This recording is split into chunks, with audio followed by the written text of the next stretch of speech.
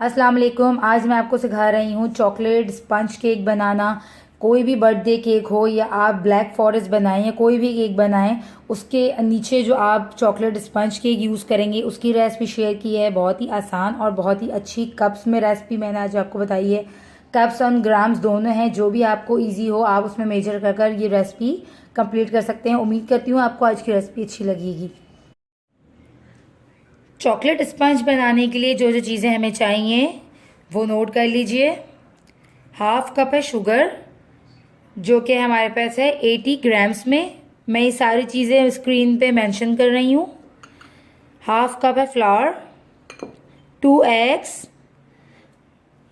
2 tablespoon cocoa powder, half teaspoon baking powder, 1/4 cup milk. देख रहे होंगे आप लोग, ये कप में मेंशन भी है यहाँ पे 1/4 कप।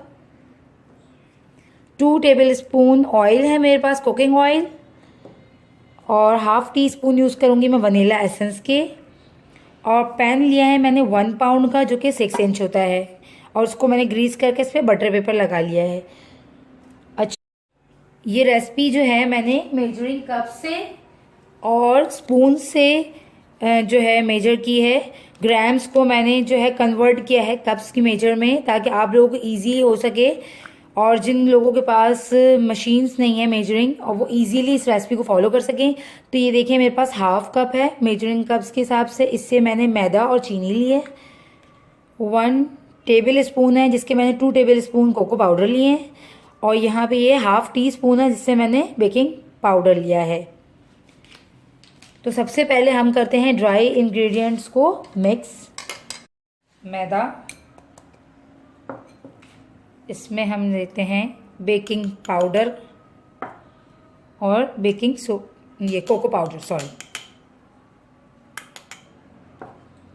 इसको हम अच्छे से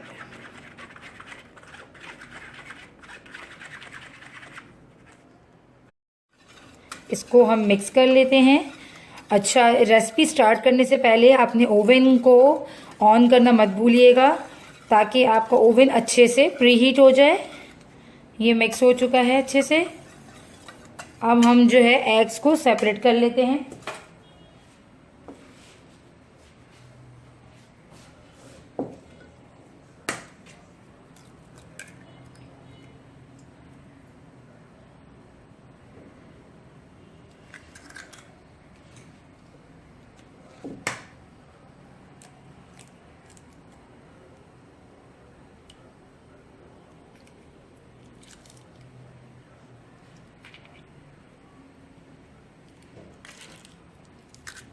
ये हमने सेपरेट कर लिया है। इसको हम करेंगे बीट इलेक्ट्रॉनिक बीटर से, और इसको जो है हम कर लेते हैं सिंपल स्पैचुला से। इसमें हम ये ऑयल ऐड कर देते हैं।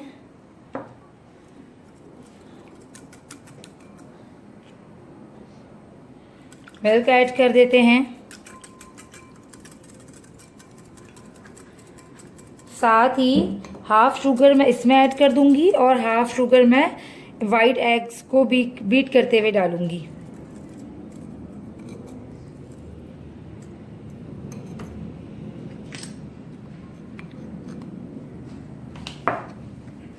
ठीक है, अब इस मिक्सचर को मैं इसमें ऐड करूंगी।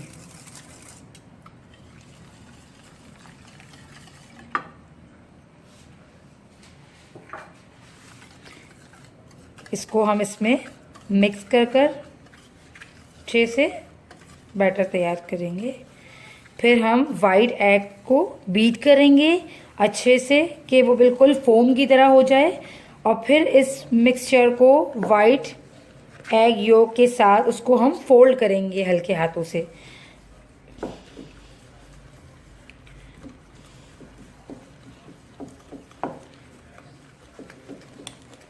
ये देखें, ये तैयार हो चुका है।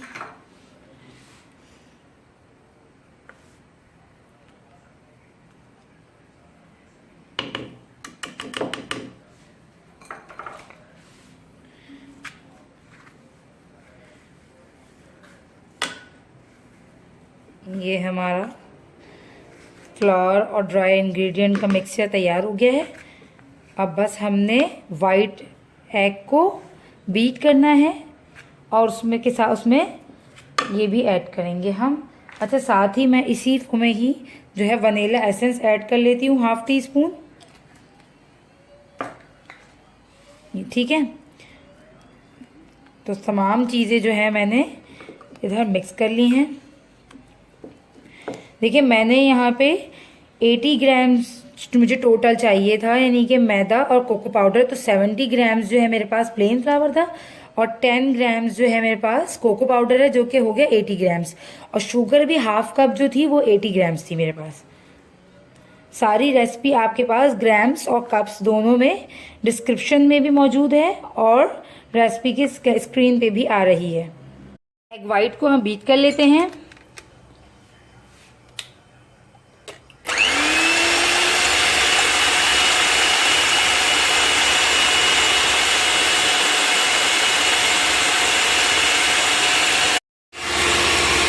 साथ साथ हम इसमें शुगर ऐड कर रहे हैं जो हमने बचाई थी।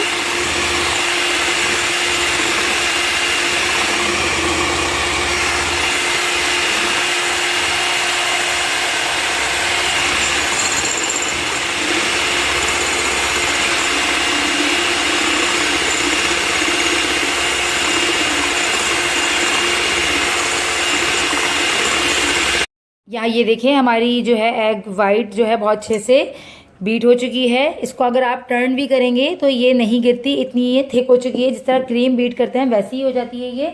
अब इसमें हम क्या करेंगे, आहिस्ता आहिस्ता ये अपना बैटर डालकर इसमें फोल्ड करेंगे।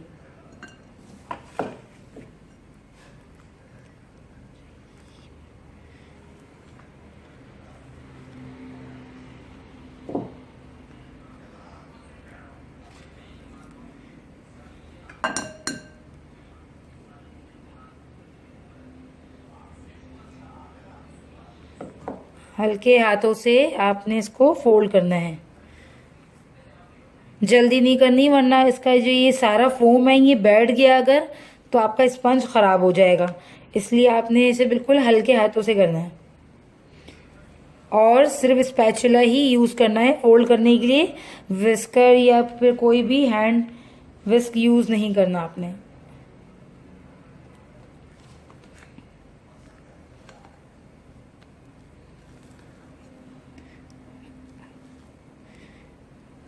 इस तरह से पूरा बैटर आपने डालकर इसको अच्छे से फोल्ड कर लेना है।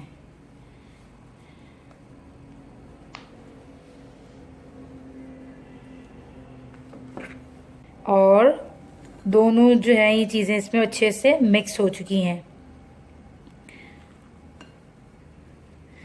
अब हम जो है इसको टिन में डाल लेते हैं।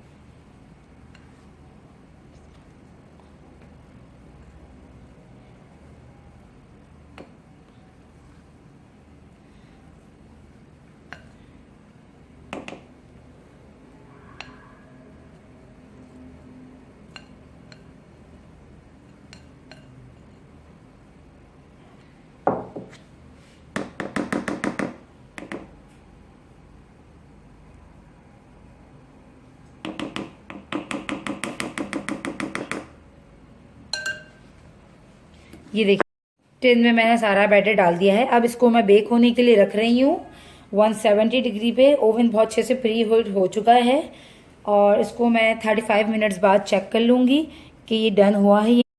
ये देखें, चॉकलेट स्पंज केक जो है रेडी हो चुका है। इसको हम चेक करते हैं। ये देखें, टूथपिक बिल्कुल क्लियर आई है, इट्स मीन ये डन है। और इसको बेक होने में टाइम लगा है टोटल 35 मिनट्स। देखिए, हम सबका अपना अपना ओवन का जो है टेम्परेचर और हिसाब होता है। गैस जो है, गैस ओवन में कभी भी टेम्परेचर आपका बिल्कुल एक्यूरेट नहीं होता, क्योंकि जाहिर सी बात है गैस कभी तेज़ भी आती है, कभी लो भी हो जाती है। तो आप अपने हिसाब से ज़रूर से 30 मिनट्स बाद, और अगर आपका केक बड़ा है यानी कि 3-4 पाउंड का है, तो फिर कम से 40 या 45 मिनट्स बाद इसे चेक कर लीजिएगा कि आपका केक डन हो गया या नहीं। एक टूथपिक से इस तरह से आपको केक को चेक कर सकती हैं ओवन के अंदर ही। और अगर डन ना हो तो मज़ीद उसे 5 to 10 मिनट्स और बेक कर लीजिएगा। तो चलें हम इसको ठंडा करके जो है नाइफ की हेल्प से बाहर निकालते हैं। हाँ, ये ठंडा हो चुका है।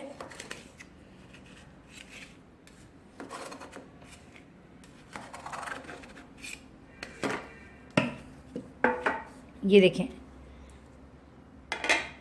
स्पंज रेडी है।